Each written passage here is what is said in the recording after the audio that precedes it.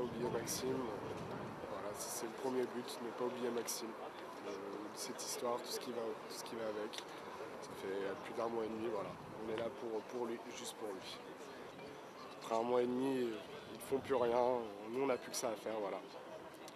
Je ne suis pas là pour cracher sur la police, mais il y a des trucs, des choses qui ne se font pas et qui ne se disent pas. Je reproche à la police un certain manque de tact avec la famille et les proches. Et un désintéressement total de l'enquête. Pour moi, ils n'ont pas tout fait comme il fallait. Pour eux, pendant un certain temps, il était vraiment plausible que le chien ait pris la bonne trace. Maintenant, moi, j'ai juste une question. Il y a à peu près 3 ou 4 caméras sur le trajet. On ne le voit à aucun moment. Et un chien, 10 jours après, je ne suis pas expert, hein, mais ça ne peut pas sentir une odeur de quelqu'un 10 jours après en milieu urbain. Nous, on a constaté qu'au niveau de la police, il n'y avait pas une cellule de recherche qui se consacrait uniquement à la recherche de Maxime. Il n'y avait pas un enquêteur qui travaille à temps plein sur sa disparition. Ce qu'on espère, c'est qu'une cellule d'enquête se crée, que vraiment des policiers passent du temps sur cette affaire, parce qu'on constate que les recherches, elles sont effectuées certes au niveau de la Loire. On a vu des plongeurs, des hélicoptères, mais on n'a pas envie que l'enquête se focalise sur ce point-là. Nous, on pense encore qu'il y a des pistes à explorer. Par exemple, on sait qu'il y a 2-3 voitures qui sortent de la zone de la rue de Bourgogne entre 4h et 6h. Les policiers n'ont pas cherché à retrouver ces voitures. Et donc voilà, on espérait que l'enquête soit vraiment une vraie enquête qui se mette en place. C'est pour ça qu'on a voulu réunir les gens aujourd'hui pour leur exprimer notre désarroi.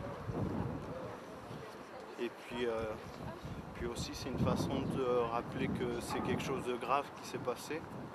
On ne sait pas encore ce qui s'est passé, justement. On a beaucoup de questions qui restent sans réponse. Et on voulait que les gens n'oublient pas. Pourquoi on retrouve une tache de sang à l'extérieur du manteau?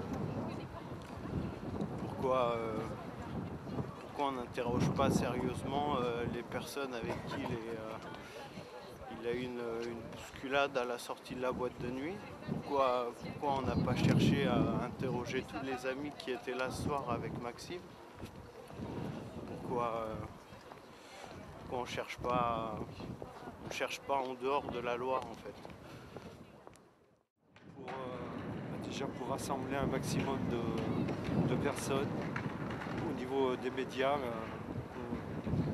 on voit que Maxime est toujours avec nous dans notre cœur, quoi, et ce qu'on voudrait, c'est au niveau de l'enquête que peut-être que si avec les médias on pouvait avoir des témoignages qui pourraient faire redémarrer l'enquête, parce que bon, actuellement elle est au point mort. Il faudrait, pour que la police travaille un peu sur cette disparition, il leur faudrait des éléments. Alors comme ils ne les cherchent pas trop, c'est pour ça qu'on voudrait bien si quelqu'un avait vu Maxime à la sortie, en sortie de boîte, s'il avait vu, s'il était accompagné, s'il a vu l'itinéraire qu'il a emprunté, tout ça, ça peut peut-être aider à l'enquête. Parce que bon, là, comme il n'y a rien, il n'y a pas d'éléments, et bon, la police, on ne peut pas dire qu'elle cherche réellement. C'est pour ça qu'on voudrait que ça soit un peu médiatisé, si vous voulez. Déjà, quand j'ai signalé la disparition, le soir même, ils m'ont indiqué qu'il était dans la Loire. Donc pour eux, l'enquête était pratiquement finie. Ça, après, bien sûr, il y a eu les vidéos que la police municipale a fournies. Et dans ces vidéos, on ne l'aperçoit pas. C'est pour ça qu'on voudrait des témoignages. parce que il y a eu un chien de police qui a fait le parcours. Et donc sur ce parcours, donc il y a quelques caméras et on ne le voit pas. C'est pour ça on voulait des témoignages.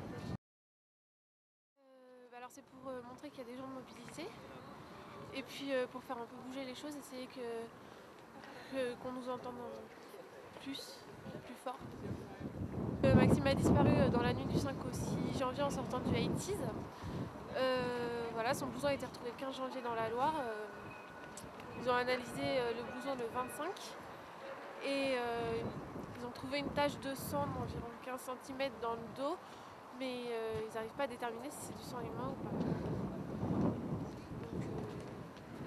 Donc, depuis, aucune nouvelle. Voilà, les policiers planchent pour l'hypothèse d'une noyade accidentelle. Moi, j'y crois pas, sa famille n'y croit pas, ses amis non plus. On pense qu'il s'est fait agresser ou du moins qu'il y a eu un intervenant dans l'histoire. Parce que voilà, ça fait 5 ans que je suis avec Maxime, je le connais, je sais très bien comment il réagit dans un tas de situations. Je sais que quand il a bu, qu'il sort de boîte à 4h30 du matin, il va pas se balader en Meurthe-de-Loire, il rentre chez lui et il dort. Au départ, j'avais l'intention de venir à titre personnel, parce qu'en tant que père de famille, on peut se mettre facilement à la place de la famille. Et puis, monsieur le maire, Serge Gouard, devait venir, il avait contacté les parents, et puis au dernier moment, il a été pris sur sa circonscription, donc il m'a chargé de le représenter à titre officiellement. Donc c'est à titre à la fois officiel et personnel que je suis là pour accompagner la famille, parce qu'on se doute bien qu'en tant que père de famille, si on était dans ce cas-là, il n'y a rien de pire que le point d'interrogation, hein, de ne pas savoir ce qu'il est advenu, et ça doit être terrible quand même. De venir témoigner, d'être présent ici. Merci bien.